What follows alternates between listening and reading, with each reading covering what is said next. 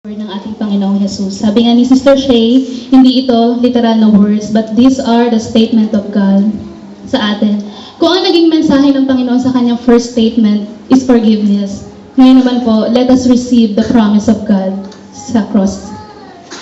Mababasa po natin ito sa Luke 23 verse 43. Jesus answered him, "Truly I tell you, today you will be with me in paradise."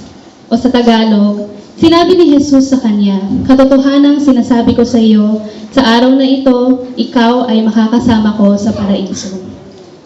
Jesus spoke these words while he was in crucifixion with two notorious criminals, the two thieves, the two robbers. Ito po yung kilalang-kilala natin. And gusto ko lang pong malaman ng bawat isa kung para kanino po ba ang tinatawag na crucifixion. Intindihin po natin kung ano po ba talaga yung crucifixion.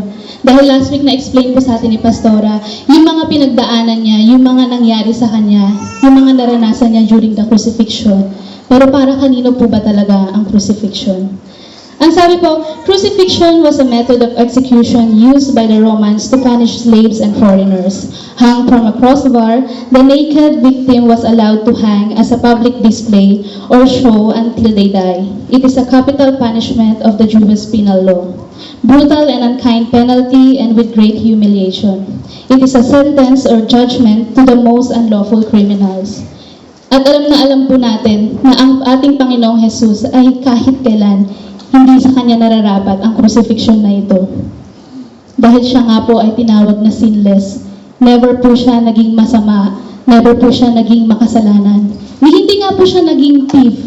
O kahit sabihin natin yung simpleng pickpocket na tinatawag. Ang ating Panginoong Jesus is the sinless Lamb of God. But we know His crucifixion is the fulfillment of the prophecies in the Old Testament, particularly recorded in Isaiah 53. Ano po ba yung naiisip ng bawat isa pag nakikita natin yung tatlong krus? Especially nowadays, ganitong tinatawag na Holy Week or yung Lenten season. Siguro napaka-visible po ng tatlong krus na ito. Sa mga TV, sa mga shows, sa internet, even sa social media.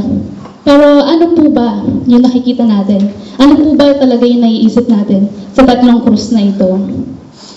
Itong tatlong krus na ito po ay meron pong tinatawag na tatlong R. The first is the cross of rejection, which means denial or yung hindi po pagtanggap. The second cross is the cross of reception, means pag-receive, pag-react, and yung pag-accept po. And the third cross is the cross of redemption. Ito po is yung cross of salvation, rescue, and deliverance. At sa tatlong krus daw po na ito, mayroon daw pong tatlong persona. Ito po yung tinatawag na dalawang criminals or robbers na nakasama ng Panginoon sa kanyang kanan at kaliwa at yung ating pong Panginoong Jesus na nasa gitna. Ngayon po kilalanin po natin at alamin pa po natin yung tatlong persona at ang tatlong krus na ito. At first, both criminals mocked Jesus. In Matthew 27 verse 44, 27:47. And sabi, in the same way, the rebels who crucified with him also heaped insults on him.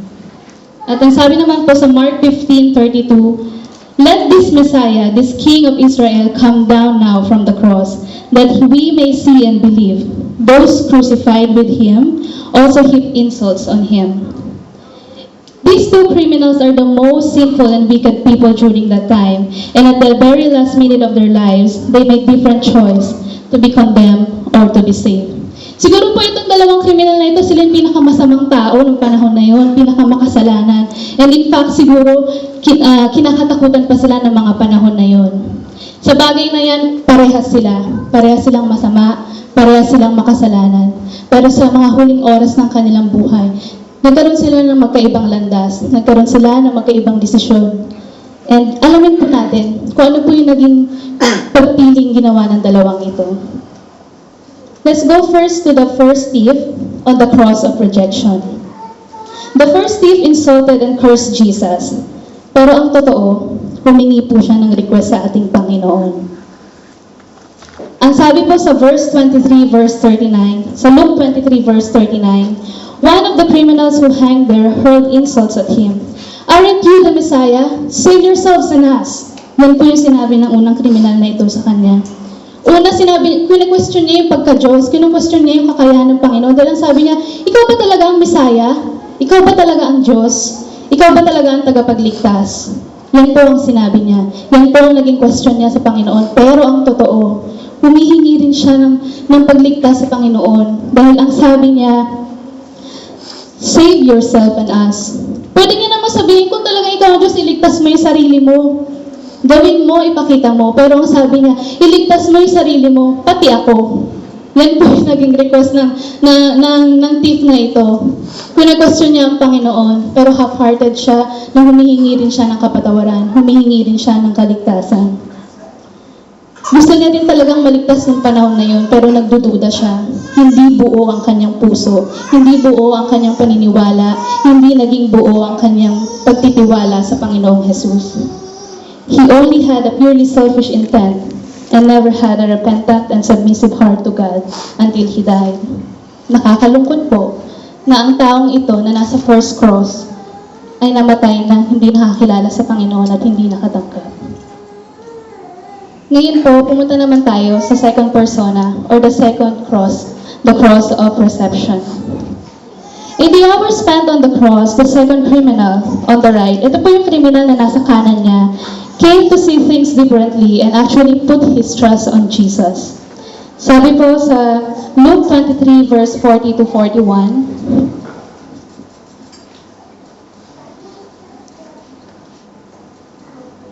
but the other criminal rebuked him.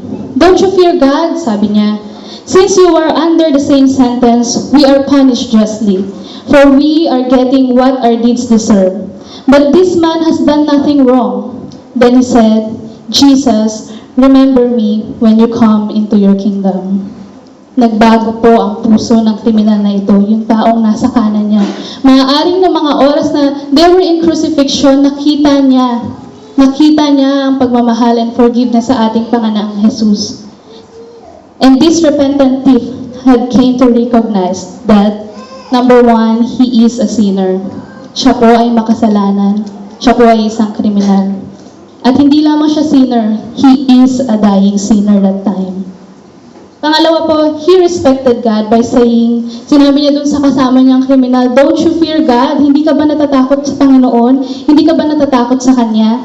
Yan po ang naging respeto ng thief na ito sa ating Panginoong Jesus. He knew his own sin by saying, under the same sentence, we are punished justly, for we are getting what our words deserve. So, kiname niya, kinilala niya ang pagiging masama niya, at kinilala niya yung pagiging sinner niya nung panahon na yun. Dahil kung ano yung naranasan nila, yun ay reward lamang sa mga masamang ginawa nila.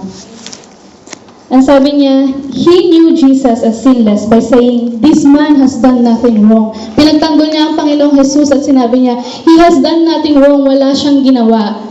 Jesus is sinless that time. Pero gaya nga na sinabi ni Sister Shay, siya po ang sumalo ng lahat ng kasalanan for our forgiveness and to cleanse us. He had faith in the power of mercy of Jesus. Ang sabi niya, remember me. And he had faith in the kingdom of Christ. Nung sinabi niya, when you come into your kingdom. So instantly nagkaroon po siya ng faith, nagkaroon po siya ng belief sa Panginoon. Nung sinabi niyang, remember me. And naniwala siya sa everlasting life, sa paraisong pangako ng Panginoon. Dahil sinabi niya, when you come into your kingdom. At higit sa lahat, he believed to the promise of everlasting life from Jesus. Ang taong ito ay natouch ang kanyang puso. At sa huling oras ng kanyang buhay, siya po ay nagsisi.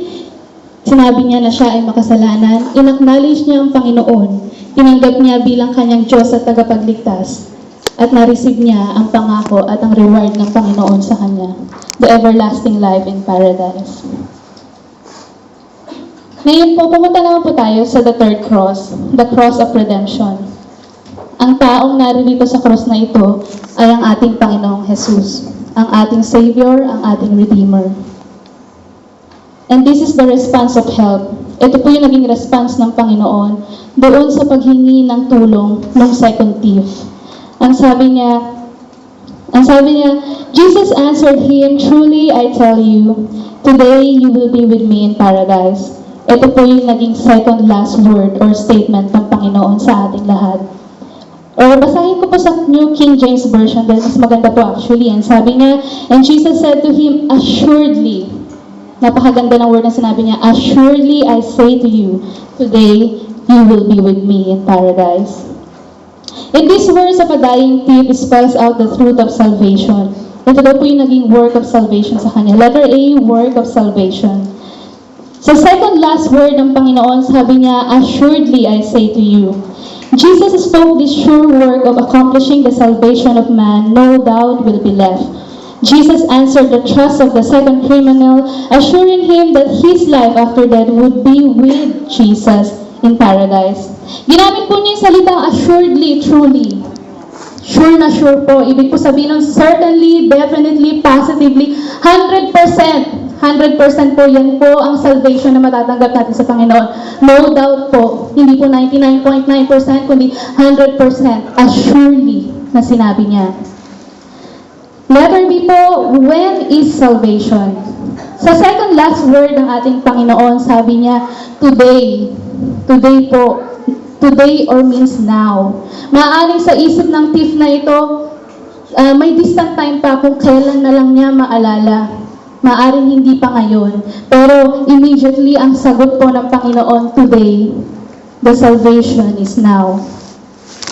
This is an immediate salvation. Here is something truly remarkable, a dead conversation, and maybe fairly be said, the only biblical example of a last-minute salvation. Ito lamang po ang nag-iisang naging biblical na last-minute salvation.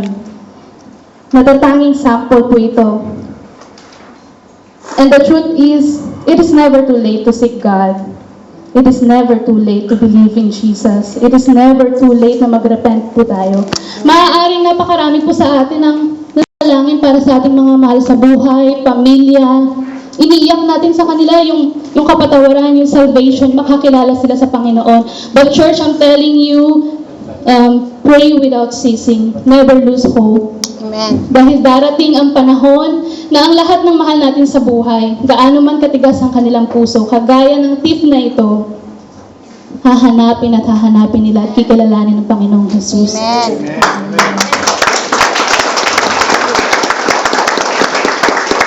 So letter C po, where is salvation? Sa second last word ng Panginoon, sabi niya, in paradise. Ano po ba yung salitang paradise?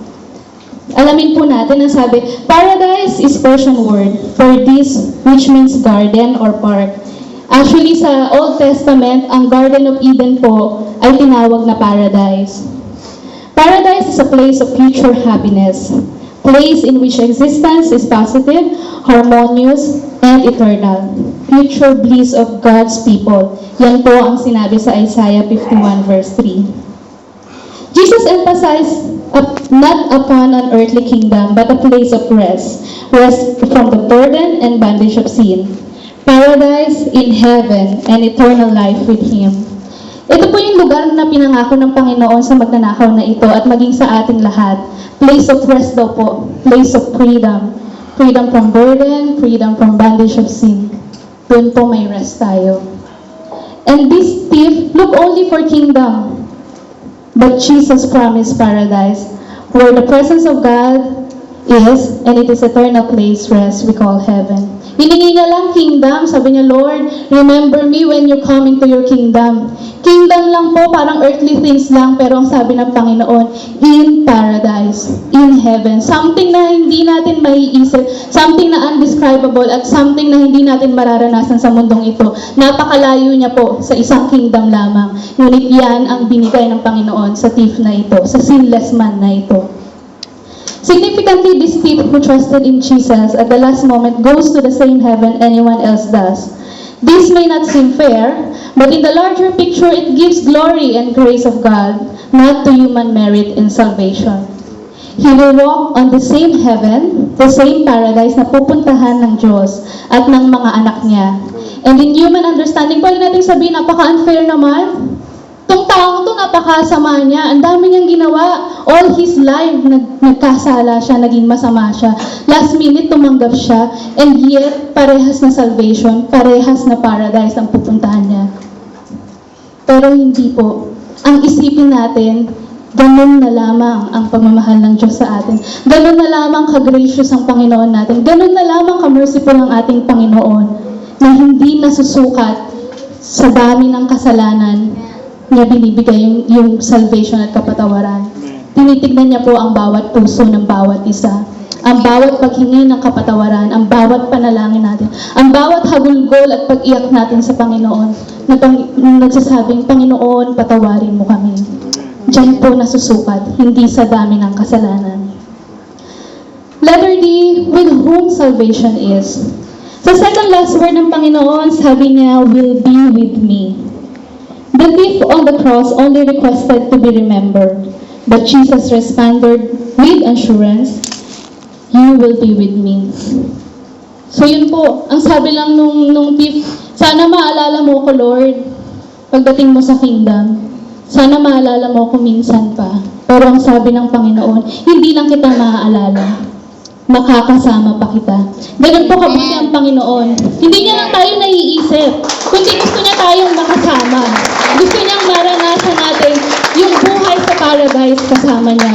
Yan po ang kalooban ng Panginoon sa bawat isa. Amen. Jesus made no hesitation that He is the only one to bring salvation of this thief, and to all of us as well. The response of help came quickly and assured from the one and only who can truly help all humanity. Again, this is the only confidence na meron tayo. The confidence of salvation na meron lamang sa ating Panginoong Jesus. Sa Kanya lamang at Siya lamang ang ating kaligtasan. These three words on the cross reminds us that the worst sinner may be saved even at the late hour of their lives. Tunay lamang na yung patatawarin ng Panginoon, yung humihingi ng kapatawaran at ililigtas at makakasama niya. Pwede naman nating sabihin, Lord, masama akong tao. But God will answer, assuredly I tell you, you will be with me in paradise. Lord, magnanakaw ako. But then again, sasabihin sa atin ng Panginoong Jesus, assuredly I tell you, you will be with me in paradise. Amen. Lord, sinungaling ako, you will be with me in paradise. Lord, gossiper ako, you will be with me in paradise. Lord, rapist ako, you will be with me in paradise. Lord, murderer ako, you will be with me in paradise. Kahit ano pa yan, kahit gaano ka pa kasama, yan pa rin ang magiging sagot sa atin ng ating Panginoong Diyos. You and me will be in paradise with Him. Amen po ba? Ganun na lamang kabuti ang ating Panginoong Diyos. The measure of our sins will never alter, never change, never deeper the chance of being saved. Let no one despair in thinking they are too bad to be saved. Jesus and even the Bible never said that only good and righteous people will go to heaven. Not them. Hindi po yung mga mabubuting tao. Hindi po yung mga self-righteous na taong pupunta sa langit. Hindi sila yung pupunta sa paradise, kundi yung mga taong pinatawad ng Panginoon. Kundi yung mga taong tumanggap sa Panginoon. Yun lamang ang pupunta sa langit. Hindi yung mababait. Hindi yung mga nagbigay. Hindi yung mga nagpakita lamang ng mabuti. Dahil wala po sa atin ang hindi naging makasalanan. Lahat tayo makasalanan. Ngunit ang pinatawad lamang ang Panginoon. Yun lang ang pupunta at makakasama niya. Kagaya ng sinabi niya dito, will be with Him in paradise. Amen. However, this will never be an excuse or license to us to live a sinful life and ask for forgiveness and salvation at the very last hour. Hindi po dapat maging excuse yun na magpakasarap muna tayo at mamuhay sa kasalanan. Then pag medyo malapit-lapit na Lord, sorry, ma-accept mo ba ako? Makaka-receive pa ba ako ng salvation? That will never be an excuse. Dahil ang thief na ito, yung makasalanang tao na yun, maaaring humingi siya ng kapatawaran. Pero never na po siya nagkaroon ng chance na mag-record ng good deeds sa langit. Pero sinasabi ko po sa bawat isa, ako po at tayong lahat po, marami pa tayong chance para mag-record ng good deeds na ito sa langit. At marami pa po tayong chance para magkaroon ng mansyon sa heaven. Dahil nandun po ang ating reward sa lahat ng kabutihang ginagawa natin sa mundong ito. Amen. Nowadays, there are so many in this world like these thieves. Napakarami pa hintong kagaya nila. Maaaring hindi po literal na thief, hindi po talagang magnanakaw lang, kundi makasalanan. Napakarami pong kagaya nila na malayo sa ating Panginoon, maaari pa rin mga notorious na criminal. At kahit po tayong mga tinatawag na believers na, maaaring isa pa rin tayo sa mga thief na ito. Dahil alam natin na patuloy pa rin tayong nadadapa, nagkakasala at nagkakamali. We may not be a literal thief, but we are still sinners. We may be, siguro hindi tayo kagaya ng dalawang thief na yun na minomok natin si Jesus, iniinsulto natin siya, nini-disrespect natin siya. Pero sa maraming kaparaanan, maaaring sinasaktan pa rin natin ang ating Panginoong Jesus. We may be hurting Him all the time, the way we live our lives, with our attitudes. By the times na nag-fear tayo, nagda-doubts tayo, at hindi tayo nag-trust sa Panginoon, alam niyo po ba, nakagaya rin ng mga thief na ito, maaaring sinasaktan din natin at dinidisrespect din natin ang ating Panginoong Jesus. Parang baka minsan, may mga chance na kagaya natin yung first thief. Kung talagang Diyos ka, pakita mo. To see is to believe first. Kung talagang Diyos ka, O God, pagandahin niyo yung buhay ko. Kung talagang Diyos ka, gawin mo akong mayaman. Kung talagang Diyos ka, palayain mo ako sa utang. Kung talagang Diyos ka, pagalingin mo yung magulang ko. Pero wala po nun dito. Sabi nga ni Sister Shay at ni Pastora, di ba? We will always live in trust in God. Nevertheless, maaaring nagkakasala tayo, nagkakamali. Nevertheless, kagaya rin ng first tip na ito, we will always have a gracious and merciful and loving Jesus that would forgive us and be with Him in paradise no matter what we've done in our lives. Hindi po magsasawa ang ating Panginoon na sabihin sa bawat isa, gaano ka man kasama, kriminal ka man, napakarami mo mang ginawa, sasabihin pa rin sa atin ng ating Panginoong Jesus, anak, assuredly I say to you today, you will be with me in paradise. Ito po ang mensahe ng ating Panginoong Jesus. His second words, His second statement. Para sa akin, para sa inyo, para sa bawat isa. Ang sabi niya, assuredly I say to you, you will be with me in paradise. Amen. To God be the glory.